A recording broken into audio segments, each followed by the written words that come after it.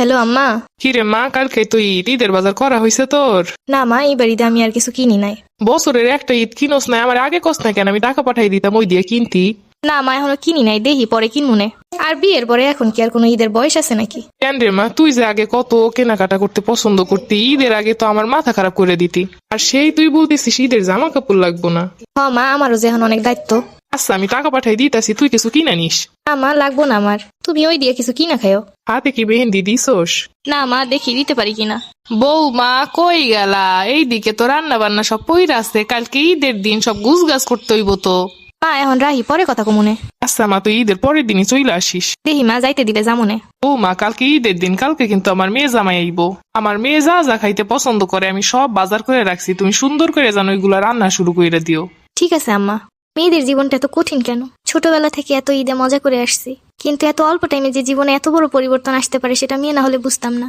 বৌমা এখনো উঠতেছ না? ঈদের দিনটাও যদি এত বেলা পর্যন্ত ঘুমানো লাগে, 7টা বাইজা গেছে, এখনো কোনো রান্না বান্নার খোঁজ নাই। মেহমান সব আইসে চইলা যাইবো। আম্মা, আমি রাত 3টা পর্যন্ত সবকিছু গুছগাছ করে তারপরে শুয়ে পড়ছিলাম মা, এর জন্য দেরি হয়েছে। ঈদের দিনটা একটু খেয়াল থাকে না কয়টা বাজে? মা মা ওর তোর না ঈদের জামা পরতে হইব, নতুন জামা নতুন জুতা, আমি তো তোর জন্য সেমাইও রান্না করছি, ওঠ মা। মা, আমি কি আর কোনোদিন আমার পুরোনো দিনগুলো ফিরে পাবো না? মা, আর কি কোনোদিন পুরোনো ঈদ ফিরে আসবে না আমার? বৌমা মেহমান আসছে, সব খাবার দাবার দাও। সকাল থেকে কাজ করতে করতে মাথা ঘুরাচ্ছে, একটু বসতে আসলাম। হ্যাঁ মা, আসি।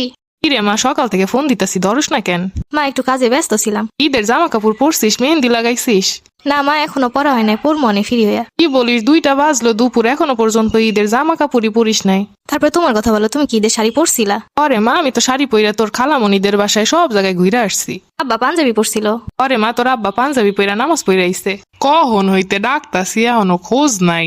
আচ্ছা আমার রাহি, পরে কল দিমনে। আম্মা আসতাছি, আমি একটু মায়ের সাথে কথা কইতাছি। সারাটা দিনই মোবাইল হাতের কাছে রাখুন লাগে। আচ্ছা আমার রাহি, পরে কথা কমুনে। সবাইকে অগ্রিম ঈদের শুভেচ্ছা। বিয়ে হওয়ার পরে মেয়েদের ঈদ মনে হয় এমনই হয়।